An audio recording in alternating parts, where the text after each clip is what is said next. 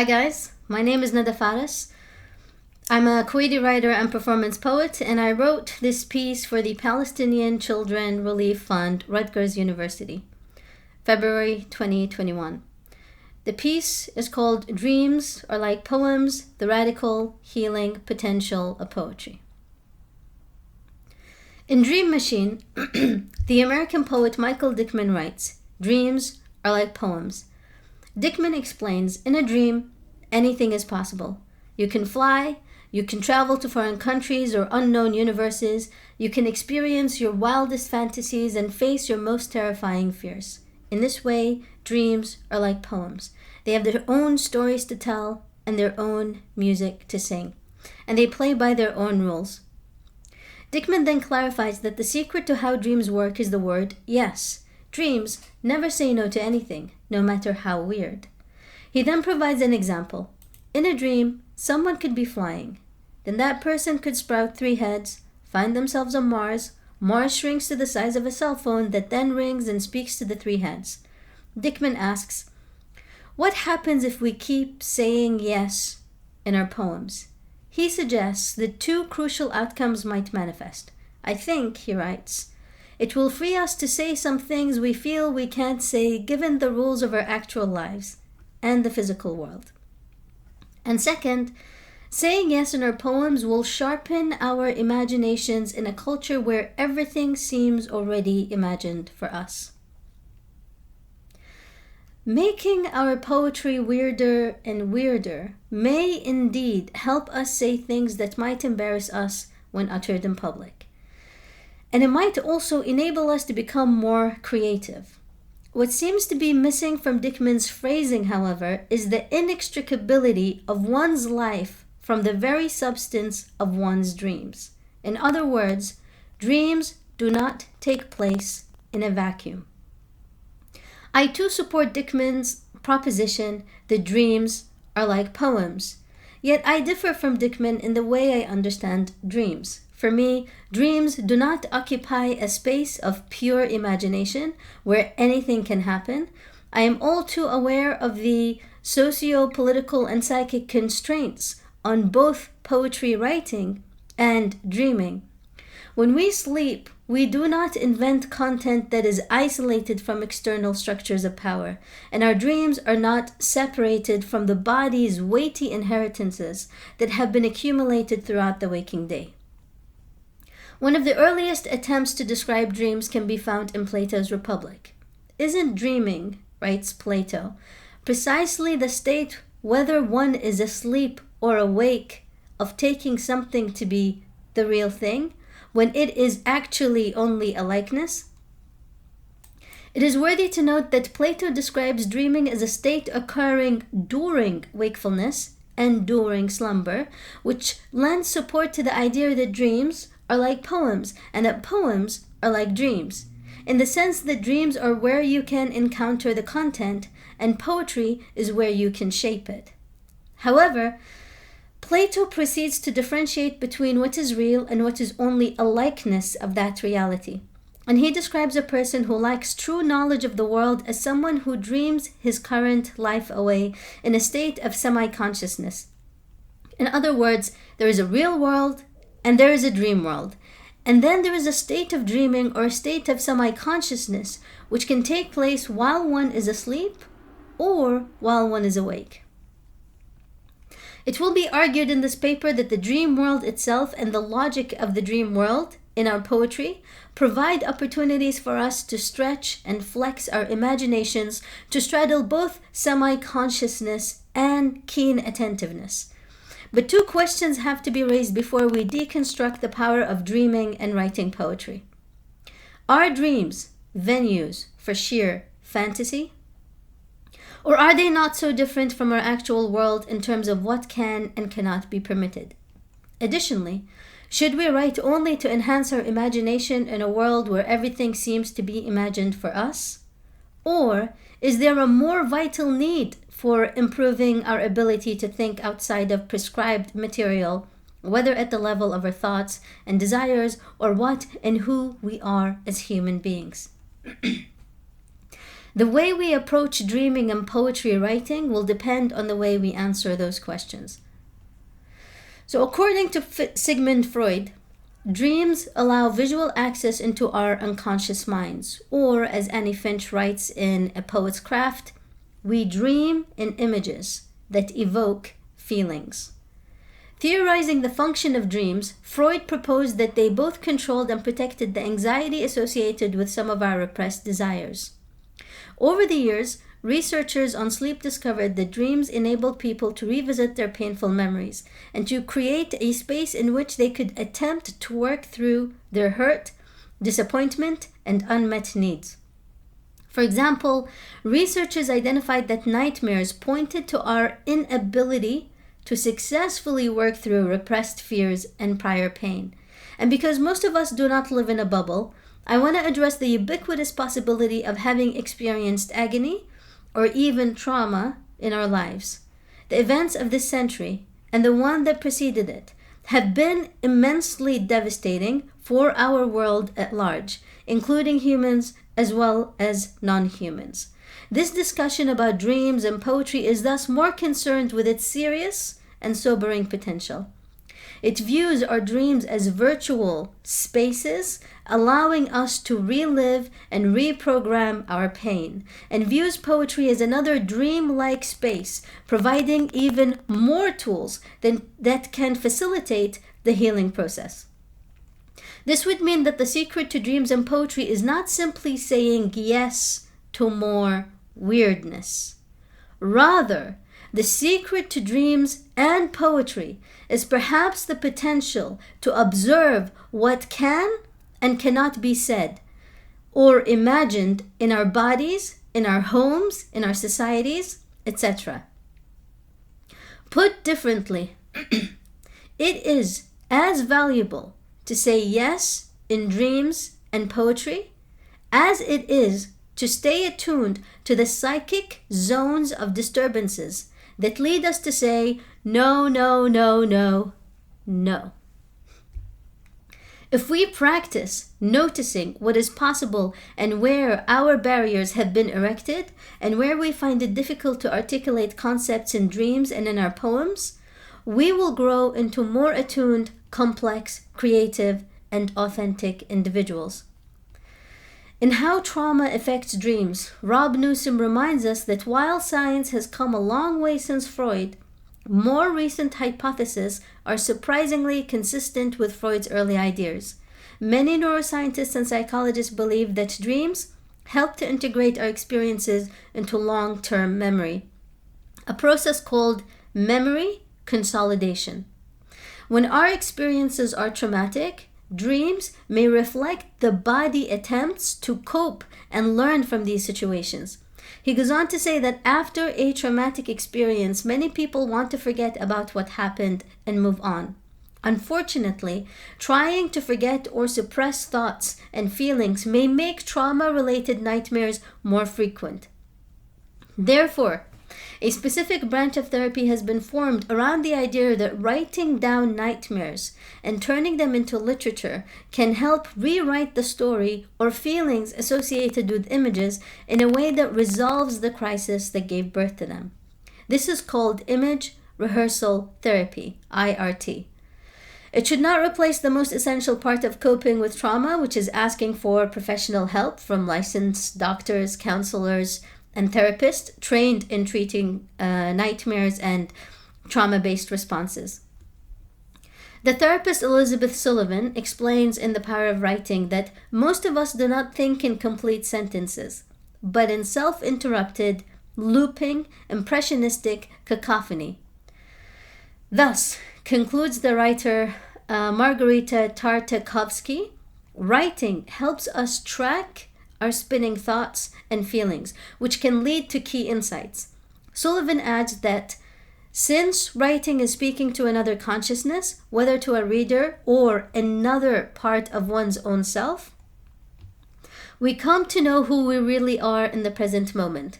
Sullivan adds that what makes writing therapeutic is one's willingness and success in telling the truth. This reminds me of W.H. Auden's quote about writing truth in poetry. He says, "A poet cannot bring us any truth without introducing into his poetry the problematic, the painful, the ordinary." In other words, while poetry is proficient at documenting fleeting moments of joyful observances or wonderfully witty and weird thoughts, in making poems, Todd Davis and Erin Murphy state that if poetry was merely about such ecstatically fleeting moments, then the burgeoning floodwaters of inspiration might have drowned us in an artistic drought to end all droughts. Simply put, if our poetry comprised of only joyful observances, then the art would not have persisted as an integral aspect of humanizing humans and politicizing politics and collectivizing individuals into communities, and so on and so forth. Yes, poetry can be about vision and inspiration. I am challenging us to think in the context of our bodies and the communities we inhabit. What roles might our poetry play? In the powerful anthology Against Forgetting, 20th Century Poetry of Witness, the American poet Carolyn Forche writes that while many poets did not survive the destructive experiences of their times and the dark places in which they dwelled, their works remain with us as poetic witness. Hence, while poetry can heal and transform our own anxieties, fears, and unmet desires, the end result itself, the craft we leave behind, can additionally act as witness to our lives and the experiences of others. Forche calls this kind of art poem as trace, poem as evidence. Now, what if we put our struggles on a balanced scale with the struggles of others, and we find out that our fears and anxieties cannot match or even come close to horrors that others have experienced? Does that mean we are not allowed to write about our own pain?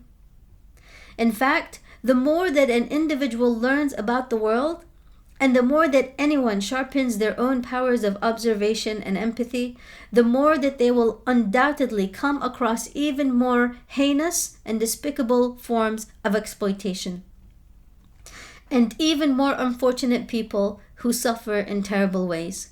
Does that mean our pain will matter less in the context of others suffering more? Or that our voices ought not to be expressed? To answer these questions, I would like to turn your attention to two other essential anthologies of poetry. The first is Hayyan Sharara's Inclined to Speak, an anthology of Arab American poetry, and the second is Fatma Asghar's and Safia El-Hilo's Halal or Halal, If You Hear Me, the Breakbeat Poets, Volume 3. In the introduction of Inclined to Speak, Hayyan Sharara writes, in an issue paper published by the American Arab Anti-Discrimination Committee regarding the negative images of Arabs in American popular culture, the author notes that Americans know a great deal about Arabs. The problem is that so much of what is known is wrong. Sharara concludes, the task then becomes to reverse the scenario. Why should we write? Why are our experiences inherently valuable? Why must we never compare our pain with the pain of others? And why must we attempt to express our own perspectives, thoughts, imaginings, dreams, and desires?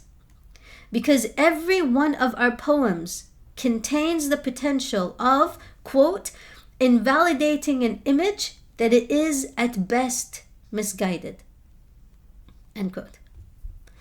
Sharara states it is dangerous for those creating myths about others as well as those being constituted by those myths, and thus the task of the poet becomes erecting new ideas about identity and destroying previous ones. She writes, we may build what we demolish. Yet, in this engagement of myth-making and myth-breaking, Arab American poets open doors of possibility, quite revolutionary, that lead to the reinventing of the images of Arab American people, culture, literature, and history. Furthermore, in Fatma Asghar's and Safi al-Hila's anthology, they add two essential reasons for why it is important for us to continue to write, whether or not we think our experiences are worth their ink and worth our readers' time.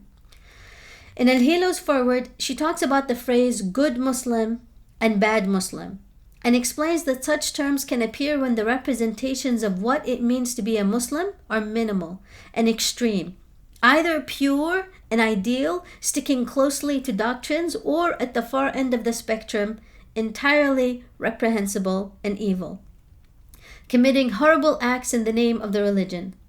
Since, al-Hilo states, there was nothing in between, she grew up hearing terms such as bad Muslim and good Muslim, and thinking of them as fixed identities.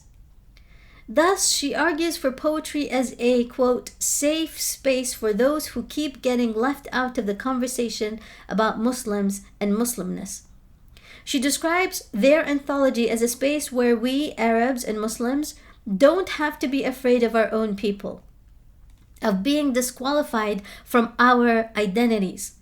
I invite everyone to consider their own writing as that space. Fatma Asghar adds on to the value of this safe space by explaining that in addition to righting the wrongs of previous identity myths, turning our poems into a safe space will help other Arabs and Muslims who, upon reading verses that speak to them, will no longer feel so alone and so different. Quote, if one of my poems, that's Fatma Asghar speaking, if one of my poems could make someone else feel seen, writes Asghar, feel safe for a brief moment, feel a little less alone, I would have accomplished my goal. Because I felt aloneness and otherness that I could not talk about with anyone. Because I could not name my desire. Because I could not reconcile the many things I was within an identity that was accepted. So let us summarize why writing poetry matters. 1. Because a poem is like a dream, and dreams are virtual spaces where we can heal our pain. So poetry has healing potential. 2. Because poems are evidence and trace or witness of a life that has been lived. So poetry contains political or social potential. 3. We write because there are already numerous mythologies that hurt us and others. So when we write about our individual experiences, we end up cracking those dangerous myths. And finally, 4, we begin to build a safe space where individuals might unite over their shared experiences. A space where, as Asghar reminds us, the hijabis, the haramis, the uncovered, the gender non-conforming, the queer, the married, the never married, the virgins, the non-virgins, the brown, the black, the white, the yellow can just be. Can just be seen. Can just be heard. Can be celebrated. Can live and make our own freedoms.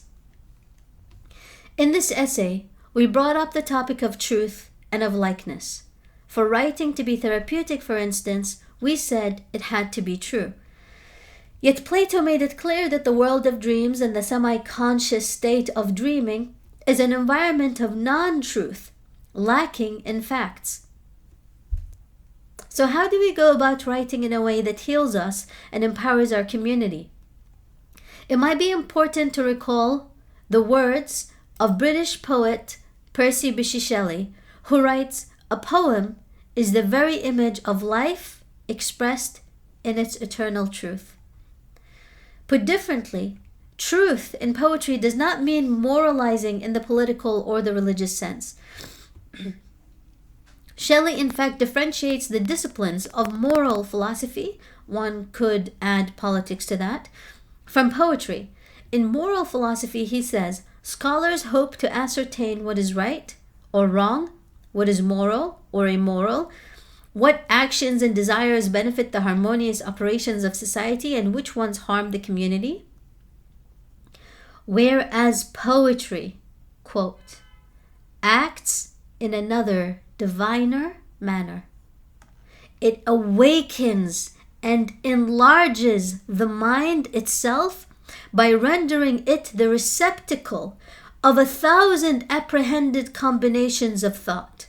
He writes further down that in order for anyone to be moral or good, he or she must imagine intensely and comprehensively. For Shelley, this does not mean writing weirder and weirder poetry. It means rather enhancing our ability of putting oneself in the place of another and of many others. The pains and pleasures of the poet's species must become his own. In other words, quote, the great instrument of moral good is the imagination. When we endeavor to understand perspectives that are unlike ours, or when we allow others to exist in the same space we do, without feeling the need to eliminate one expression of humanity for another, we are thus embodying a heightened level of imagination and creativity. Imagination can further facilitate our efforts of rebuilding our communities, as it enables us to come up with more complex, nuanced, and harmonious solutions to others' grievances, pains, and wants. Most importantly, with heightened imagination, we will be able to respond to evil or to danger in ways that will not resume the cycle of violence. This brings us back full circle from our Dickman quote. Poems are like dreams. For Dickman, it is important to utilize dream logic in our poetry because doing so will, quote, sharpen our imaginations in a culture where everything seems already imagined for us. With Shelley, we understand why it is important to imagine differently, namely that in order for us to be good, to do good in the world, we need to be less self-centered, less narrow in our feelings, less constrained in our ability to see and feel others. Imagination allows us, says Shelley, to be good because one way to be moral is to tap into other people's experiences. I would like to conclude this talk by quoting Dorothy Lasky's essay, The Beast, How Poetry Makes Us Human. Lasky writes, it is crushing to be one with the wild, but in poetry, it is important. And however a poet figures out how to do so is an important thing to understand and uncover. The ego and id are friends with a person, and they are not animals. But animals, poems, ids, and egos are all part of human consciousness. When we say writing about our experiences challenges the myths that have been erected on the altars of identity, we can apply more pressure on these myths that have been, we can apply more pressure on these myths by going further back in time and asking, not simply what is an Arab or a Muslim or a refugee or a gender non-conforming being, but what does it mean to be human in the first place? We needn't worry because poetry provides us the space for exploration, and we need diversity and creativity in our examination of what it means to be human because we are not finished products. We are not completely known, nor are we separate from all the other atomic configurations that make up trees or animals or ghosts or even planets. So Lasky asks, what does poetry teach us? And she answers later, it teaches us, quote, that the death song can be beautiful, that you can lose and lose again, but that people will listen to you, and that poems are the electrical outlet into a humanity that has found a song to cope with its death. In other words, quote, to cope, says Lasky, is never to die. Thank you very much.